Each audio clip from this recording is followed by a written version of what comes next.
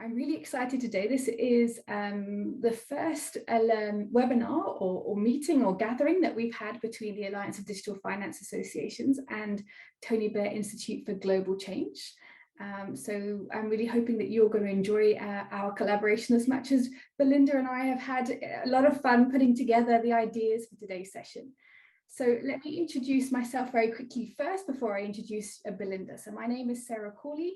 I am the CEO of the Alliance of Digital Finance Associations, and it's my pleasure to be welcoming you on today. I'm also joined by Belinda. I'll let you introduce yourself, Belinda. Thank you, Sarah. As Sarah mentioned, I work as a policy lead for the Tony Blair Institute for Global Change, or TBI, and I'm based out in Accra, Ghana. And for those of you that don't know, I'm in the UK, so we have a little bit of diversity going on, but I can see many of you on the call are from different parts of the world. So for those of you online with us, maybe pop in the chat screen where in the world you are so we can see just how global our conversation is today. That's the first thing to get us going. So why did I, and I'm also going to share with you how this conversation came around. So Belinda and I did a webinar together first, I think it was back in 2019, if memory serves, before the world changed dramatically. And it was in Belinda's previous role working for GSMA, and I was also doing a slightly different role, Digital Frontiers Institute, where I still am, but it was a slightly different role. And we connected, we did a great webinar together, it was wonderful, but most importantly, we have kept in touch with each other, even though we've never met, but we've kept in touch with each other through emails or LinkedIn. And when I saw Belinda had written a blog on the importance of connections, it really resonated with me, because actually that's a big part of the reason why we started the Alliance of Digital Finance Associations, trying to connect digital finance professionals from across the globe together. And so it really resonated, and I'm really delighted, Belinda, that you accepted the invite to come and do another webinar with me. Of course, it's my pleasure. Very, very happy to be here. So not only are you here to discuss the power of connections, but you are here because of the power of connections. If I wasn't on LinkedIn, if I hadn't have connected with Belinda, I would never have read her wonderful blog, also the paper that followed behind in more detail, and we wouldn't all be here on a call today connecting with each other. So I hope that gives you a little bit of inspiration of the importance of connections. And we can see there's some, and many of you are from different places, so this is a really wonderful, wonderful event. So we have Senegal, we have people from South Africa on the call.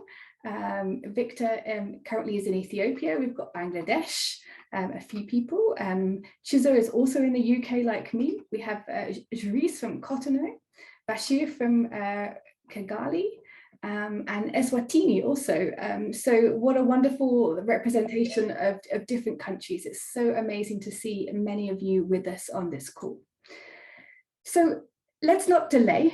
Let's delve a little bit more into what the importance of connections are. So many of us know why it's important to be connected. Many of us enjoy having a large network. But actually now we have, thanks to the team at TBI's research, we now have some evidence to show why those connections are so powerful. So Belinda's going to take us through a short sort of findings really of the survey, the report that they did, to give us some key highlights about why connections are so valuable, particularly in tech startups. So over to you, Belinda. Great, thank you again for the introduction, Sarah, and welcome everyone. It's really nice to see so many people online and more joining as I speak. Just very brief preamble around TBI. So at TBI, we focus on shaping the debate and offering expertise to help political leaders build open, inclusive and prosperous societies in an increasingly digital and interconnected world. So in the Tech for Public Policy's Tech for Development unit, which is where I work, we essentially work to help policymakers understand and subsequently implement policies around enabling technology to further advances in their economies and societies at large. So one of the areas of work me and my team have been working on and are continuing to do that is around fostering tech ecosystems in Africa, and where the the piece around networking was born. So I'm going to give a brief overview of this work, so spotlighting the recommendations we developed for policymakers on how they can propel their tech ecosystems. And this work included, as I mentioned, networking, so focusing on the power of connections and fostering an environment that encourages collaboration, cross-pollination of ideas, and knowledge sharing within and across the ecosystem, which of course is the focus of this webinar. So to start, why did we think this project was important? Because we understand the power of technology. Technology ecosystems are major drivers of economic growth in Africa. The digital economy could contribute $300 billion to Africa's GDP by 2025. And this represents a 10% growth per year, which is a huge amount, especially given how economies are running at the moment. In Nigeria, the technology sector contributed more to the country's overall GDP than the oil and gas sector did between 2010 and 2019. So in many contexts across the globe and within Africa, technology has the potential to contribute even more, when harnessed correctly, of course, as technological advances are often not used to their full potential where they do exist, or the infrastructure for tech is non-existent or limited. So technology can dramatically improve living standards for all. So technology plays a central role in the attainment of all sustainable development goals, with goal 9 specifically calling out the importance of innovation. So it states that we should be building resilient infrastructure, promoting inclusive and sustainable industrialization, and fostering innovation. And finally, just to say, African nations must be creators and not just users or consumers of technology. Tech supports inclusive growth, inclusive economic growth specifically. So there is a need to build the capacity to enable African leaders to write the rules of government digital services, for example, as well as enable Africa and other contexts in similar predicaments to actively participate in the fourth industrial revolution rather than play catch up. So for our work, we focused on 3 areas that require particular attention from policymakers to foster tech ecosystems in Africa. Firstly, an enabling business environment that supports tech startups from inception right through to growth and exit stages, as well as support other ecosystem players that enable startups to flourish, so startup support organizations such as incubators, for example. Secondly, and often the most talked about challenge area for startups across the globe, not just in Africa, is funding, and how African policymakers and the broader tech ecosystem can work towards closing the funding gap. So the point of this webinar is to focus on networks, but it links quite nicely into the funding piece as well, because more networks means that you have more opportunities to access diverse options. And finally, networks. The importance of robust connections within tech ecosystems for fostering knowledge exchange, collaboration, and sharing lessons learned, as well as reducing duplication. So this could be in terms of ventures already tried and tested, or efforts by policymakers and ecosystem players in developing enabling environments. So learning from others, so the same mistakes aren't repeated, but also the good things that are developed can also be adopted. So though we are focusing on networks and connections today, as mentioned, I did want to quickly run through the recommendations we developed as part of this research. So starting with the business environment. When it comes to the business environment for startups across Africa, the cost of doing business and access to markets are key stumbling blocks to progression. So the 4 key challenge areas we identified were restrictive institutional and regulatory frameworks, inadequate digital infrastructure, an inability to access competitive regional and international markets, and the skills gap, and more specifically, the digital skills gap. So our recommendations therefore aim to address these challenges, and they included implementation of legislation that supports startups, such as through Startup Acts, which have specific legislation and provisions to help startups grow, be born, grow, and develop sufficiently.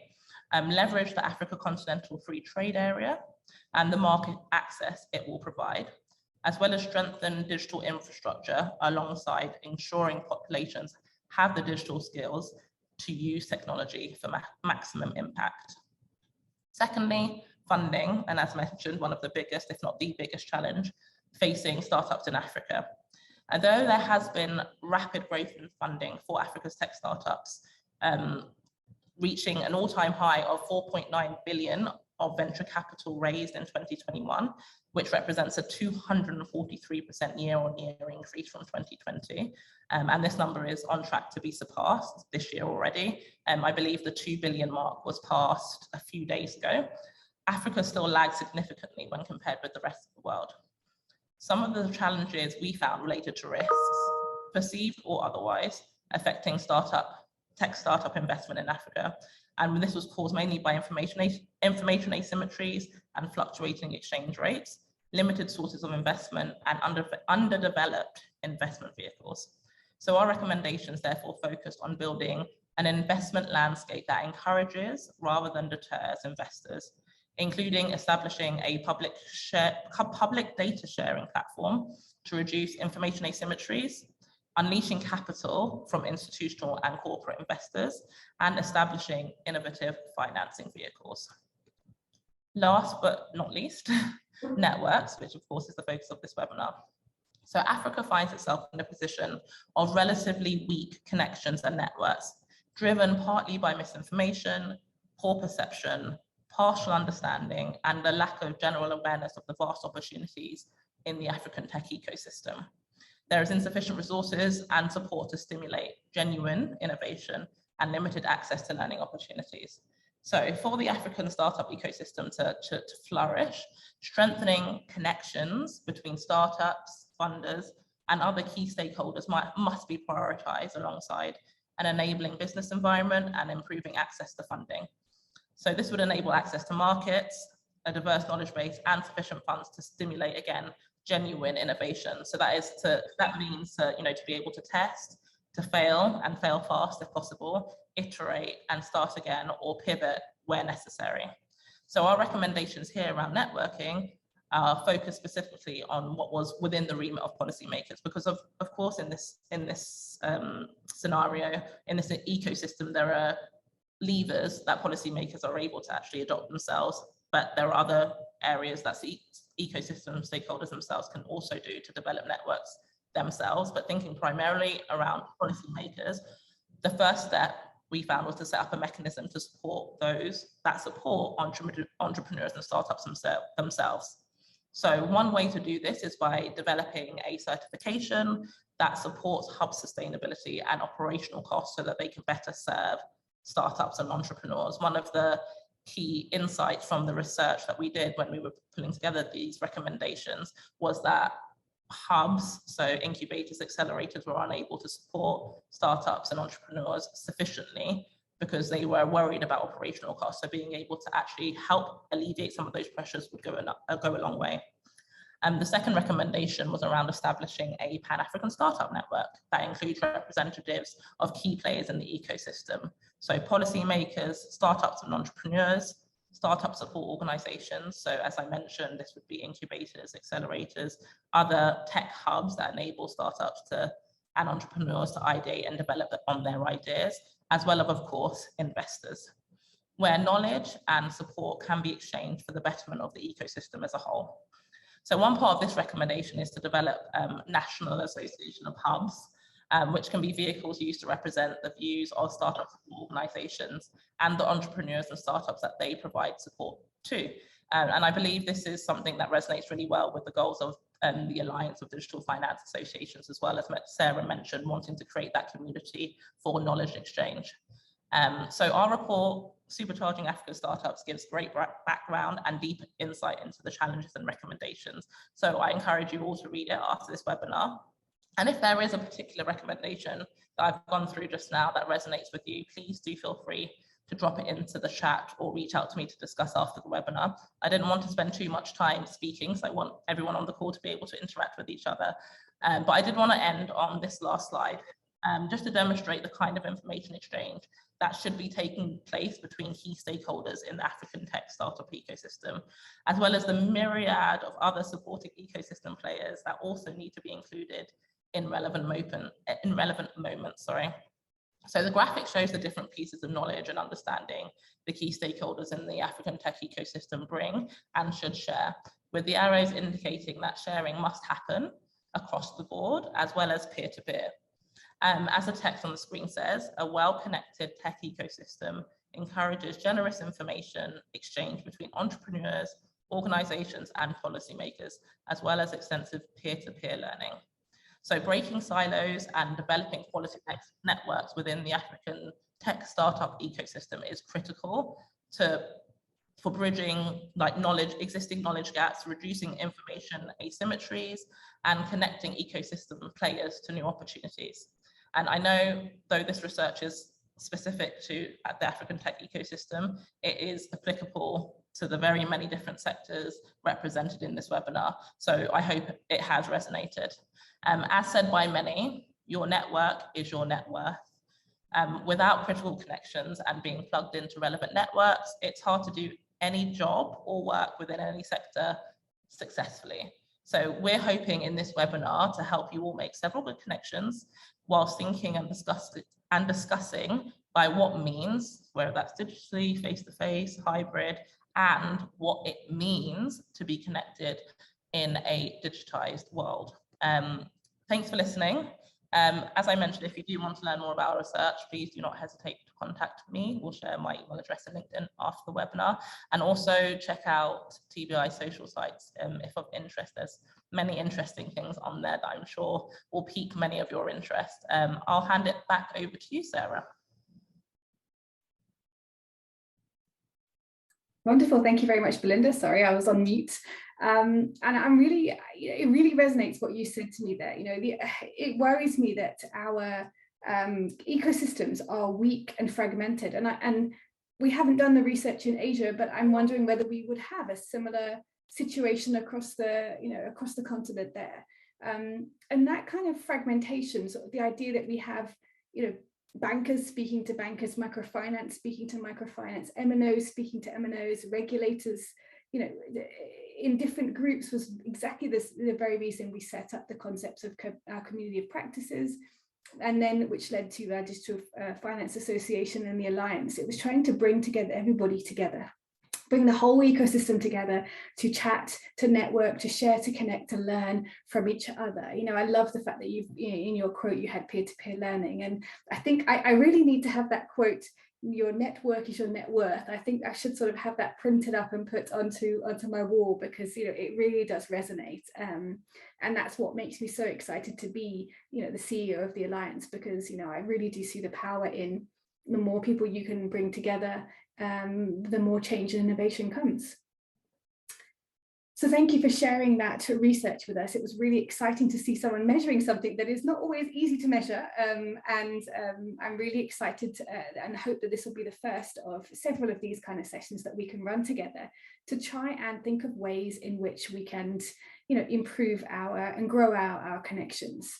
So what we're going to do now is, split you into rooms. There'll be around 5 to 8 people in each of the different breakout rooms.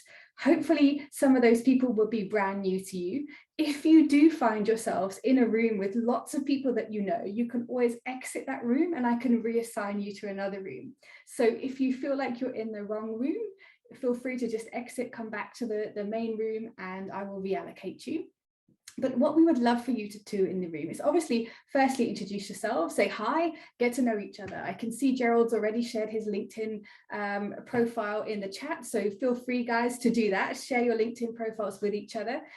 When you signed up for this webinar, you also gave me your LinkedIn profile. So I will be sending those all around to you afterwards as well. So if you don't get a chance to click and connect to everybody, don't worry, you'll get the chance to do that afterwards.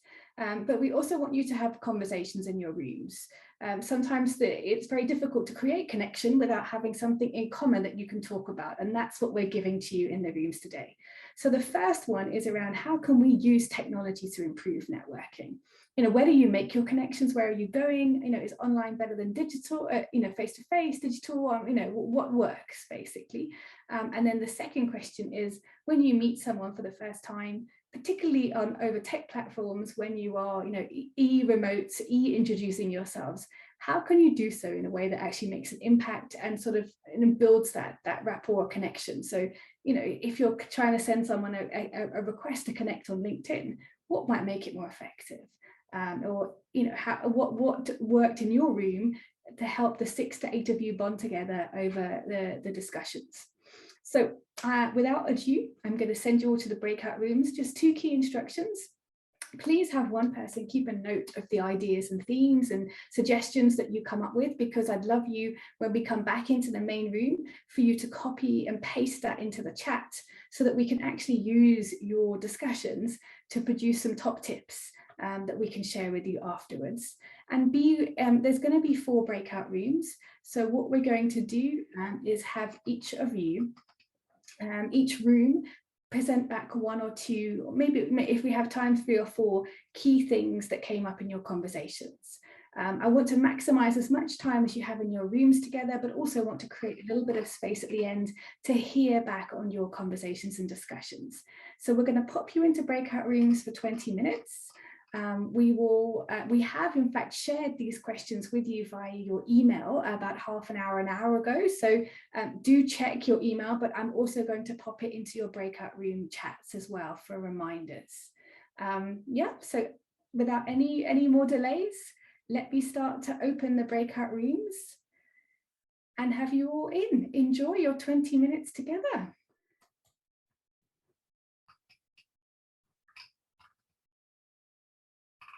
Wonderful. Okay, everyone's coming back. There were 1 or 2 people who joined just towards the end of the breakout rooms. So just for your benefit, on the screen are the different questions that we've been discussing in our breakout rooms today. So how we can use technology to improve connections and networking, and how can we e-meet or e-introduce ourselves effectively. Thanks for sharing that, Belinda. I wonder whether we'll stop the share now so we can maybe see everyone's faces on the screen instead, because that would be wonderful. I always find it difficult to, perfect, there we go. It's lovely to see everyone on the screen. So I would love, for those of you that were in each of the groups, if you could please copy and paste into the chat what some of the key, the thoughts and that you have discussed in your breakout rooms, because then I can use them to help with a summary that we're going to write afterwards. So do post type into the chat, and then maybe we can ask each group just to give us 2 or 3 of the key things that they discussed while we in our last 15 minutes of today's session. So let's start with group 1 first. I had one familiar face to me that was in that group, who was Edwin. So anybody that was in a room with Edwin, who looks like he's in a wonderfully happy, relaxing tree environment there, and I'm jealous. Edwin, who in your group is going to be giving us 1 or 2 points? Sarah, I've been tasked with the Perfect. the duty, because I'm new to the platform. I unfortunately, well, I suppose fortunately or unfortunately have an addiction to help. We're helping your little one with her connections at a young age. I love it. Yes. She's also part of our group. She was contributing. Yeah, she gave the best contributions. Yeah. And also, just to say that Edwin is in a beautiful place. He gave us a sort of round vision of virtual tour, and it's beautiful, and we're all very jealous. Yeah, I'm just going to pick some sunlight and drop it in the chat for anyone who needs the background. We need that. We need it. So we just spoke about the different types of platforms that there are, like the different conferencing tools, social media platforms, WhatsApp, and basically spoke about the benefits of those, which I'm not going to go into in detail. But we also said that, you know, networking doesn't actually usually happen during the event, but it's almost like an action afterwards. And then a really interesting question that came up was, what actually happens, you know, once you've established this network group, for example, in WhatsApp, how do you sustain that going forward? And we spoke about having a shared purpose and sharing of content and learning. And then to the second question, which we had literally 45 seconds to answer, we spoke about sort of building people/human connection through you know, sharing areas of interest, sharing a little bit about oneself, and trying to build a relationship up front, or even after connecting with people via social media platforms. So, which is kind of what we did in the session, to be honest. Sort of shared a little bit about ourselves first. And then Sarah, I'm going to take advantage of the fact that we're colleagues and send you these notes via email, because I was taking notes and I was writing them because it was easier. No problem. I shall look forward to receiving those. And I know where you work, so I'll chase you down. Fabulous. So, I mean, I like that. I like the idea of trying to find the shared purpose, the shared areas of overlap and learning from each other, you know, and actually trying to build on that, and initially in the early days to create that kind of connection and being open and sharing, you know, who you are and more about yourself. So, and I agree with you, you know, 20 minutes in a breakout room is never going to be enough to learn everything about everyone. But how wonderful that you've all connected. We can tell by the laughter and the in-jokes that there's definitely been some bonding that's gone on there, which is absolutely wonderful. Belinda, do you want to lead with group 2? Sure. And I just wanted to add on group 1, I really like the idea of the personal touch, because even though I wrote this piece on networking, I'm quite bad at it. But I see other people, the way that the kind of mechanisms they use to reach out to me on LinkedIn is great, because it's like they've done the research, the background research, and can say something specific to me to kind of get my attention. So it's a really good point. So group 2, it'd be great to hear your thoughts on this as well. Anyone from group 2? That was the group with Ado. I wrote down one name from each group. So anyone who is in a group with Ado, that's you. Who's speaking on group 2? I am then. Hi, sorry. Wonderful, Kojo. So, role of events, we said there was really an opportunity to meet old acquaintances, as well as get to meet new people. And this is whether it's virtual or in person. Obviously, we've had a lot more virtual events and meetings since for the past couple of years, and there's always something to learn from every meeting. Well, again, whether it's virtual or in person. Now, because obviously we're doing a lot more virtual these days. There was the downside about sometimes the meetings drag on and some sort of meeting fatigue that comes on because some of these meetings drag, and people forget that yes, they are meetings and they should be business-like, unless it's always a very casual meeting amongst friends that you've left open. But sometimes, even in business meetings, sometimes people let them drag, and the attention span seems to wane, as well as fatigue sets in. Platforms, obviously LinkedIn as a professional platform for connecting with people, and obviously even this platform that we're using, Zoom, which is a great meeting utility, which has you can have group sessions, you can have chats among people. They've introduced a whiteboard now. There are other apps that you can link to it.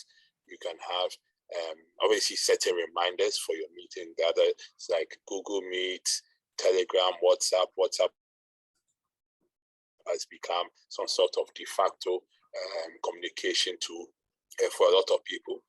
In China, perhaps it will be WeChat that's very dominant. And then we talked about also obviously the personal, just sending short notes to colleagues just to catch up on them.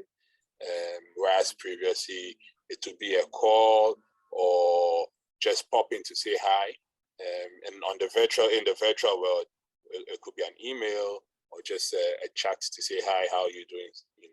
Sort of scenario. Cultural considerations.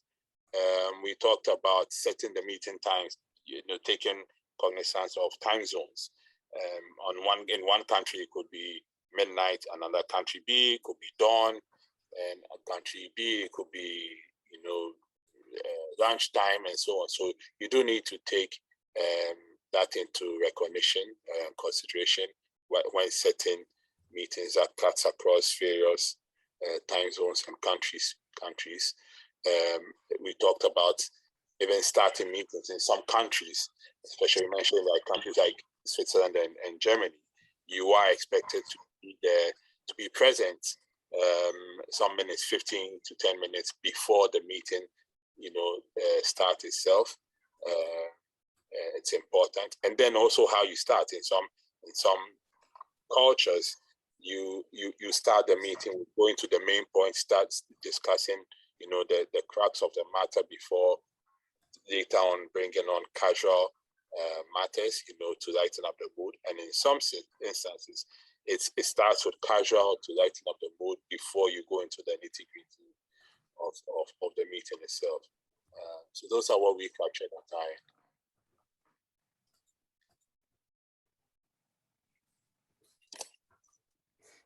Great, thanks, Kojo. Let's jump to group 3. We have 6 minutes left, so please, 3 minutes maximum. Group 3, actually 2 minutes, so Sarah and I can say last word.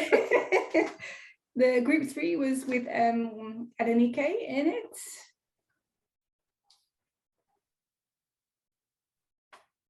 Any takers from group 3?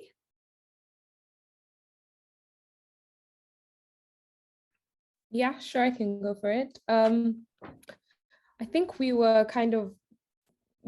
talked a lot about like the role of events, like stuff exactly like this event is really helpful in breaking down networks in which we ordinarily wouldn't know each other from.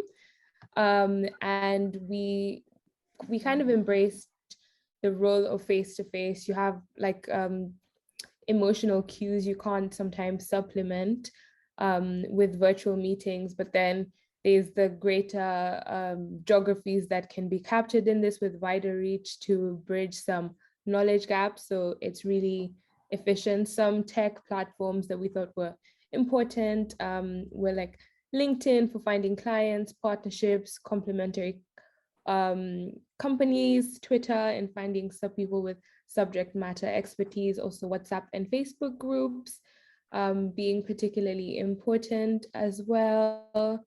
And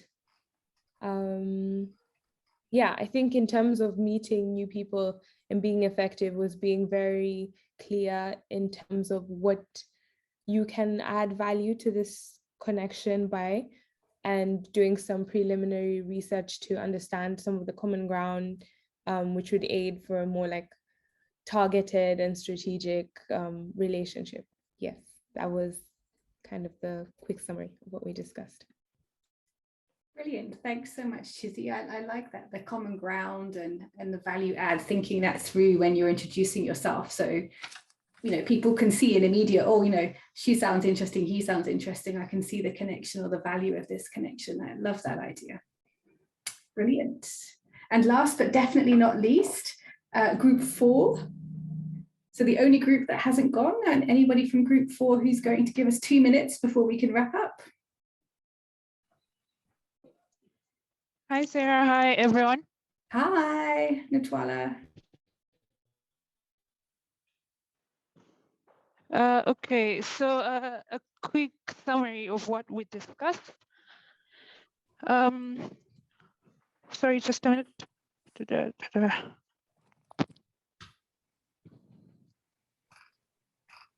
So firstly, we discussed how sometimes face-to-face meetings may seem like they're ideal, but given the current connections we are trying to make, online platforms are allowing us to make such connections. So face-to-face is not as ideal we would opt or would want it to be. So we had some members who came in quite late, and the ones that we discussed most were the tech platforms and tools. So on the tech platforms and tools, they enable us to make connections from any locations through mobile phones or laptops. And then virtual meeting places, for example, Zoom, Teams, like how we're meeting now, but also email reminders enable us to be able to remind each other using technology. And then how to e-meet, that's the second question. We will e-meet through social media, keeping in mind of our different cultures and the cultural considerations that we need to be aware of, for example, different time zones, maybe different languages, religion, and so forth. I think that's how I can keep it short in the best way. Brilliant. Thank you so much, Ntwala. That was really great. Thank you. I love the fact as well that, you know, a lot of the groups mentioned email, and email is something that many of us feel maybe is dated, but actually we've said it can play an important role in keeping us networked, connected, and reminding each other of meetings or what we're doing together. So I've really learnt and taken a lot from what we've shared today. I think there's some really good things there about, you know, sharing, you know, connecting, finding common ground, common values, common learning, and figuring out strategically how you might collaborate with someone in the approach to networking.